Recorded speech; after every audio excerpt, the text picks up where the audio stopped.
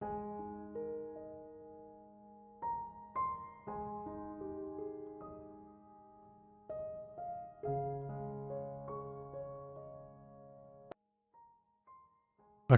अध्याय। जिसके बोधोदय से भ्रांतियां स्वप्नवत होती हैं, उस सुखरूपी शांत और तेजस्वी को नमन है।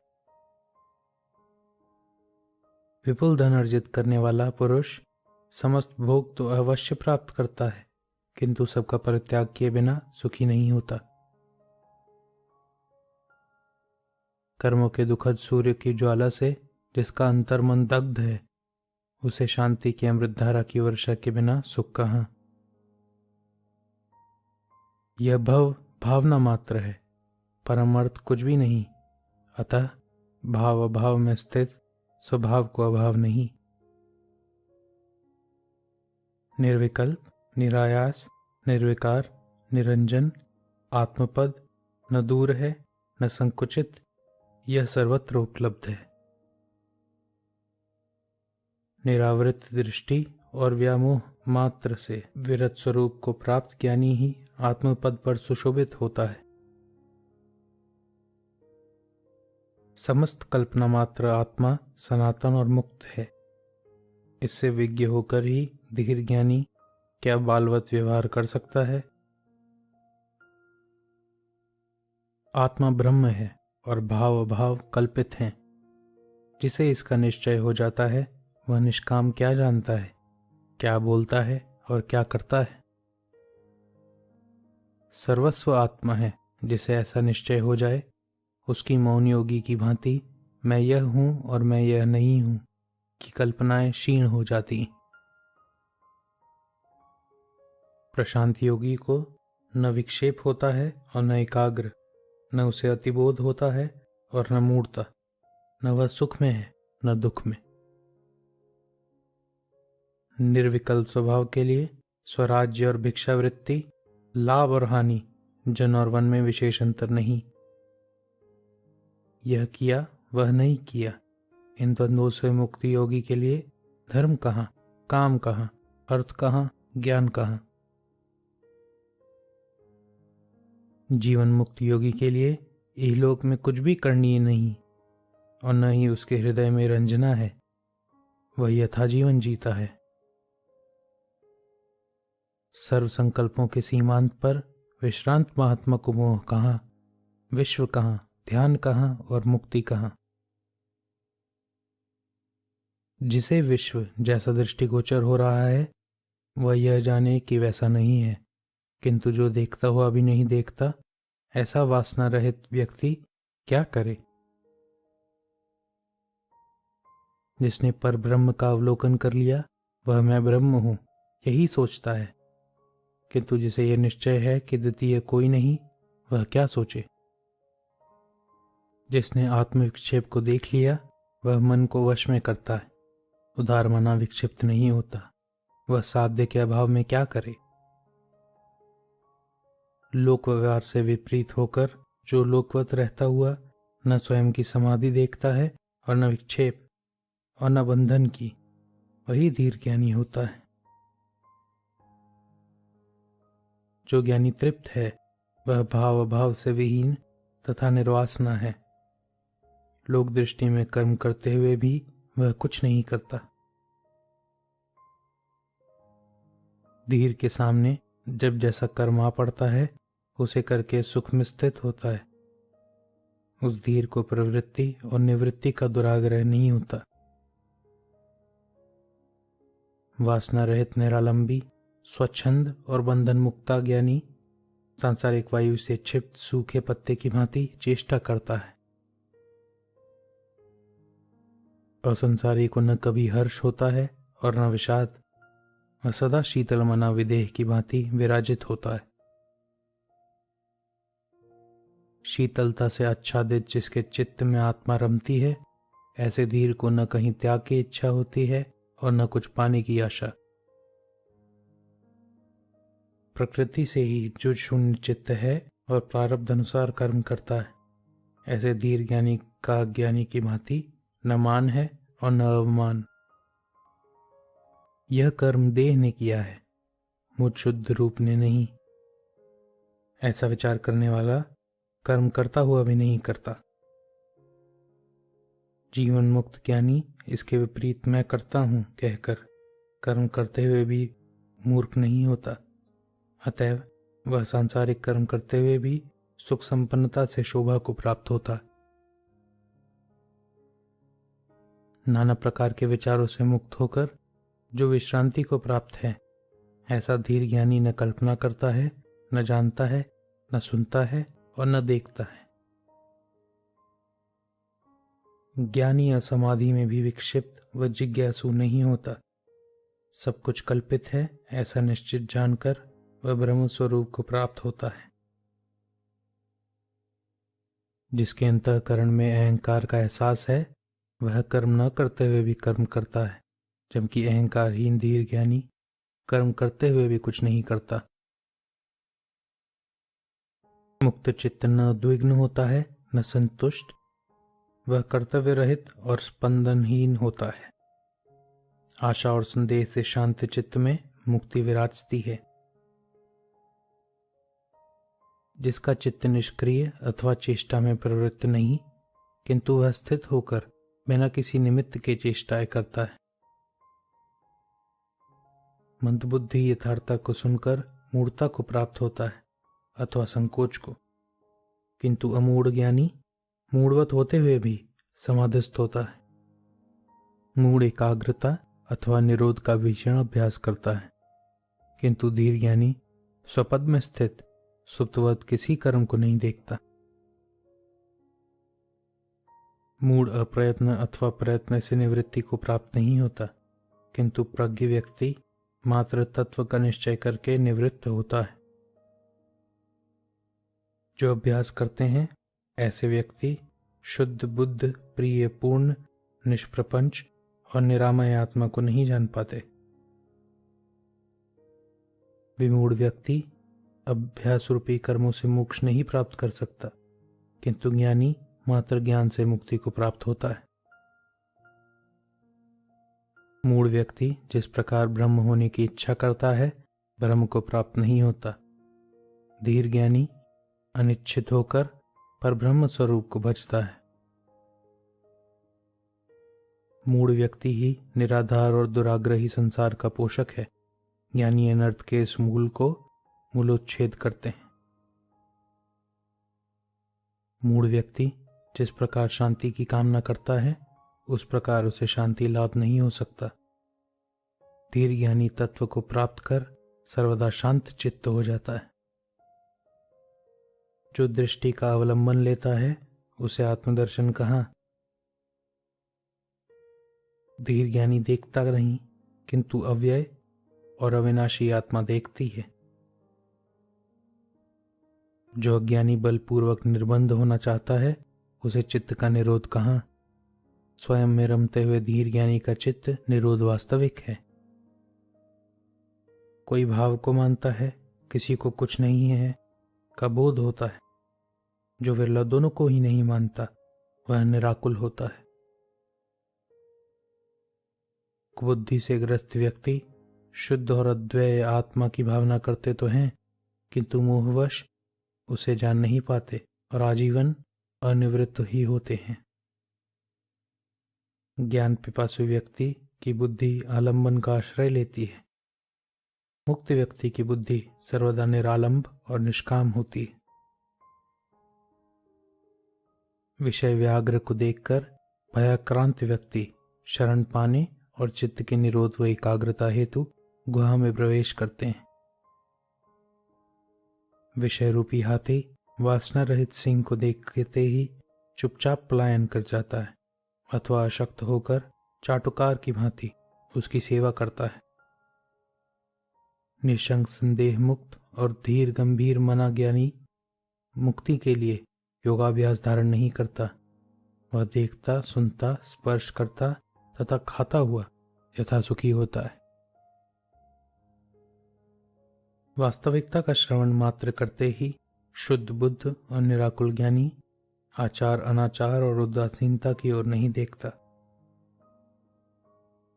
जब जैसा भी शुभ अथवा अशुभ कर्म आ पड़ता है, तब ज्ञानी उसे आग्रह रहित होकर करता है। उसकी चेष्टाएं बालवत होती हैं। ज्ञानी स्वतंत्रता से सुख को और परमता तथा निवृत्ति को प्राप्त होता है। ऐसे में उसे परम पद की प्राप्ति होती है। जब स्वात्म को अकृतित्व और अभोक्तृत्व का ज्ञान होता है तब उसकी समस्त चित्तवृत्तियां क्षीण हो जाती हैं। धीर ज्ञानी की उच्छृंखलता भी वास्तविक स्थिति में शोभायमान है, किंतु सस्प्रिय चित्त के मूड की कृत्रिम शांति भी शोभायमान नहीं।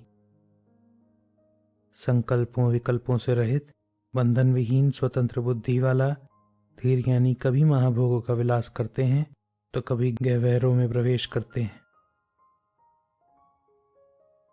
ब्राह्मणों, देवताओं व तीर्थों की पूजा करने और सुंदर नारी, राजा और प्रिय पात्र को देखने से भी ज्ञानी के हृदय में कोई वासना उत्पन्न नहीं होती। ज्ञानी योगी सेवकों, पुत्रों, पत्नी, नातियों और संबंधियों से उपहास व धिक्कार पाकर भी तनिक विकार को प्राप्त नहीं होता। ज्ञानी योगी संतुष्ट होते हुए भी संतुष्ट नहीं होता, खिन्न होते हुए भी विषण नहीं होता। उसके इन आश्चर्यजनक दशाओं को उसके जैसा ज्ञानी ही समझ सकता है। संसार कर्तव्यों का दूसरा नाम है। इसे शून्यकारी, निराकारी, निर्विकारी और निरामय ज्ञानी नहीं देखता। मूढ़ व्यक्ति अकर्मण्य होते हुए भी सर्वत्र संकल्प विकल्प करते हुए व्यग्र रहता है और कुशल ज्ञानी कर्मण्य होते हुए भी निराकुल होता है। ज्ञानी व्यवहार में भी सुख से बैठता, सोता, आता व जाता है तथा सुख से बोलता और खाता है। व्यवहार करने वाला जो ज्ञानी स्वभाव से लोकवत दुखी नहीं होता, वह समुद्र की भांति अक्षोभ्य और क्लेश रहित शोभायमान होता है। मूढ़ की निवृत्ति भी प्रवृत्ति स्वरूप होती है, किंतु ज्ञानी की प्रवृत्ति भी निवृत्ति के समान फल देती है। मूढ़ का वैराग्य भी प्रायः परिग्रह की भांति दृष्टिगोचर होता है, किंतु जिसकी आशाएं देह में गल गई हैं, ऐसे ज्ञानी को राग कहाँ और विराग कहाँ। मूढ़ की दृष्टि सर्वथा भावना अभावना से आसक्त होती है, किंतु स्वस्थ चित्त ज्ञानी भावन अभावन करते हुए भी उसके लिए अदृश्य रूपी होते हैं। जो ज्ञानी मुनि शिशुवत निष्काम भाव से कार्यारंभ करता है, ऐसा शुद्ध स्वरूप कर्मों से संलिप्त नहीं होता। ऐसा आत्मज्ञ धन्य है जो सर्वभावों में सम होता है और देखता, सुनता, सूंघता, खाता हुआ भी तृष्णाहीन मन स्थिति में होता है। आकाश की भांति सर्वदा निर्विकल्प धीर ज्ञानी का संसार कहाँ, आभास कहाँ, साध्य कहाँ और साधना कहाँ। पूर्णतः आत्मस्वरूप को प्राप्त ज्ञानी निस्वार्थ सन्यासी विजयी होता है और पूर्ण स्वरूप में वास्तविक भाव से समाधि को प्राप्त होता है। इसमें बहुत कुछ कहने को क्या है। जिसे तत्व का ज्ञान है वह भोग मोक्ष से निराकांक्षित सदैव राग विराग से मुक्त होता है। द्वैत जगत का महत्व आदि नाम मात्र को भिन्न है। इसे छोड़कर शुद्ध बोध रूप के लिए करने को क्या विशेष है। यह सब भ्रम व भ्रांतियां कुछ भी नहीं। जिसे इसका निश्चय हो जाता है वह अलक्ष्य स्फूर्त शुद्ध स्वभाव होकर शांति को सिद्ध करता है। शुद्ध स्फुरन रूप का ज्ञानी दृश्य भाव नहीं देखता, अतः उसके लिए कहाँ विधि, कहाँ त्याग अथवा कहाँ शांति है। अनंत रूपी स्फुरन को प्रकृति दृष्टिगोचर नहीं होती। ऐसे ज्ञानी का कहाँ बंधन, कहाँ मोक्ष, कहाँ हर्ष और कहाँ विषाद। जिस ज्ञानी की बुद्धि संसार को मात्र माया कल्पित करती है, ऐसा आत्मा के मोह रहित निरहंकार तथा निष्काम से शोभित होता है। अनश्वर संतापहीन आत्मस्वरूप को देखने वाले ज्ञानी के लिए कैसी विद्या, कैसा विश्व, कैसी देह अथवा कैसा मैं का है। जो मंद बुद्धि इच्छा निरोध के कर्म त्यागता है, उसी क्षण से मनोरथ और प्रलाप करने में व्यस्त हो जाता है। मंदबुद्धि आत्मतत्व को सुनकर भी मूढ़ता नहीं त्यागता। वह यत्न द्वारा बाह्य रूप से निर्विकल्प होता है, जबकि अंतर्मन विषय लालसी ही रहता है। ज्ञान से जिसके कर्म तिरोहित हो गए हैं, वह लोक दृष्टि से काम करता हुआ भी कुछ करने या कहने का अवसर प्राप्त नहीं करता। सर्वदा निर्भय और निर्विकार धीर ज्ञानी को कहाँ तम अथवा कहाँ प्रकाश, कहाँ हानि, उसके लिए कहीं कुछ भी नहीं। अनिर्वचनीय स्वभाव और निस्वभाव योगी को क्या धैर्य और कैसा विवेक और कहाँ आतंक। इसमें बहुत कुछ कहने को क्या है। योगी की दृष्टि में न स्वर्ग है, न नरक, न मुक्ति, उसके लिए कुछ भी नहीं। धीर ज्ञानी न लाभ की प्रार्थना करता है और न हानि का अनुशोच करता है, तभी तो उसका चित्त अमृत से परिपूर्ण शीतलता को प्राप्त होता है। जो निष्काम ज्ञानी होता है, वह शांत व्यक्ति की न स्तुति करता है और न दुष्ट की निंदा। वह तृप्त होकर सुख दुख को एक समान मानता है और कुछ भी करने योग्य नहीं देखता। हर्ष व्याधि से मुक्त धीर ज्ञानी संसार से न द्वेष करता है और न ही उसे आत्मा को देखने की इच्छा होती है। न वह मृत होता है और न जीवित। संतान और पत्नी के प्रति निस्नेह, विषयों के प्रति निष्काम, स्वशरीर के प्रति निश्चिंत और आशा रहित ज्ञानी आत्मबोध से शोभित होता है। जहाँ सूर्यास्त होता है, ज्ञानी वहीं सोता है। देशों में स्वच्छंद विचरण करता है, यथा प्राप्त को बरतता है।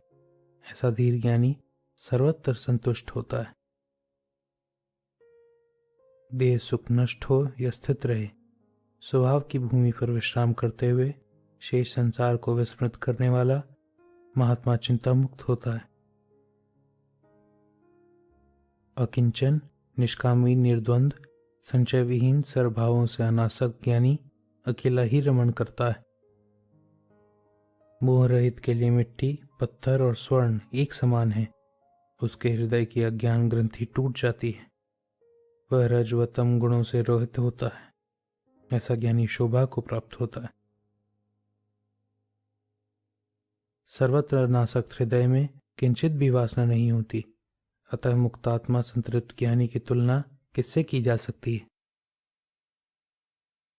जो जानता हुआ भी नहीं जानता, देखता हुआ भी नहीं देखता, बोलता हुआ भी नहीं बोलता, ऐसे वासना रहित से इतर अन्य कौन है।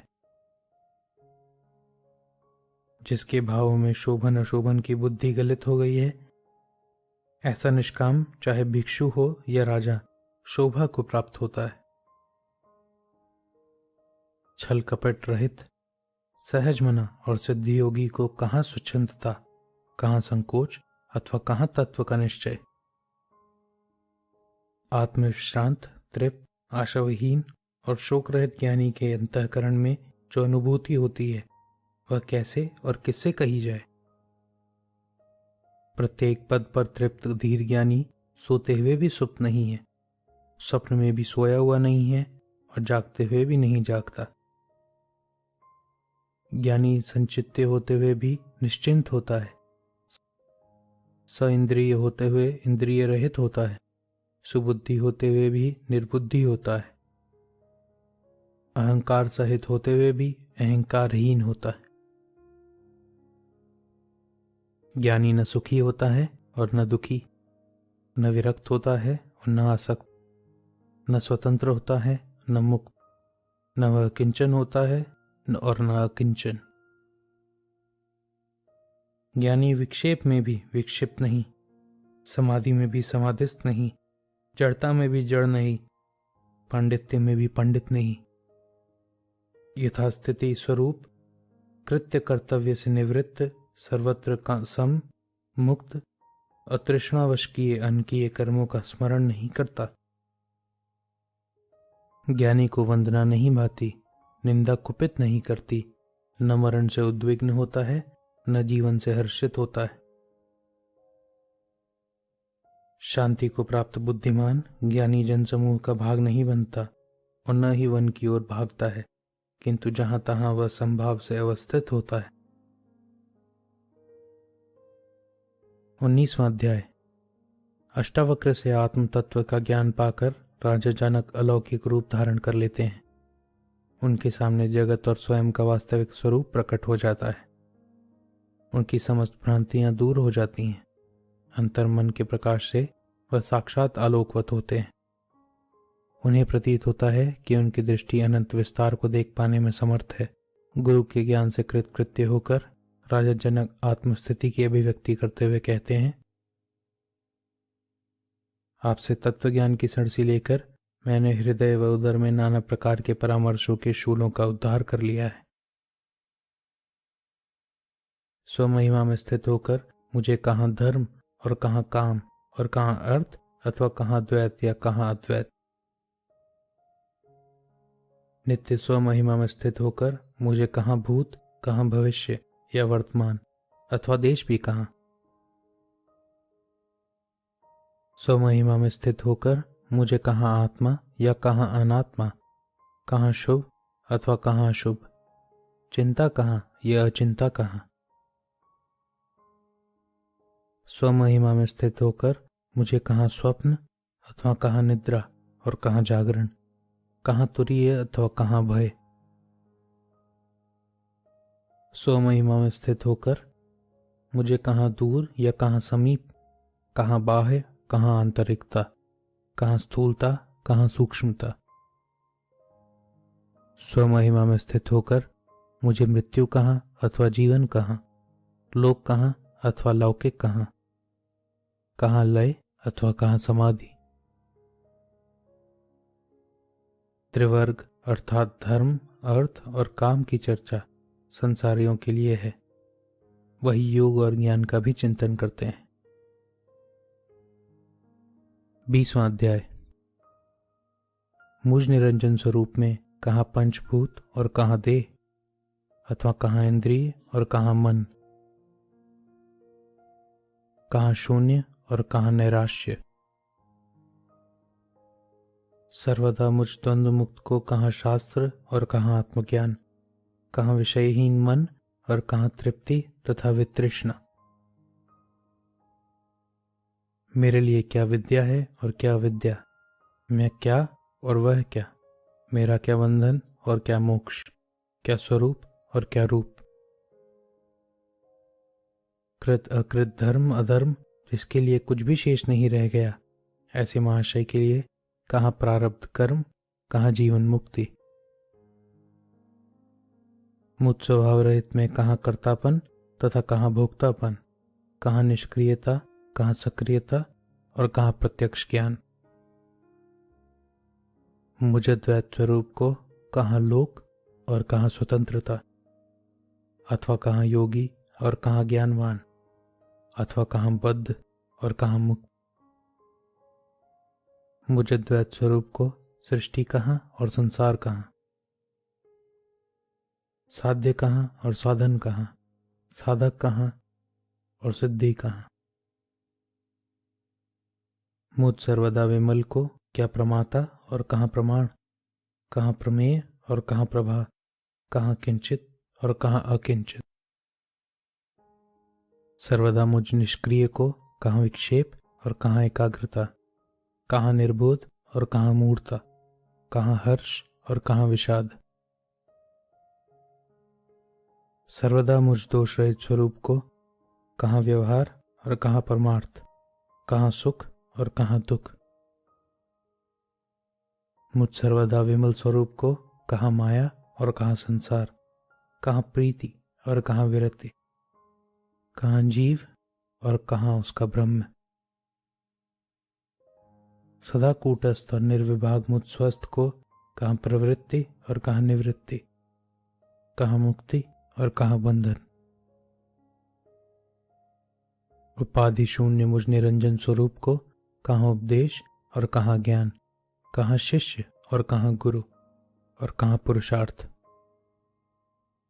मेरे लिए कहाँ होना और कहाँ न होना, कहाँ एक और कहाँ द्वय, इस विषय में बहुत कहने का क्या प्रयोजन, मुझे कुछ भी उत्तेजित नहीं करता।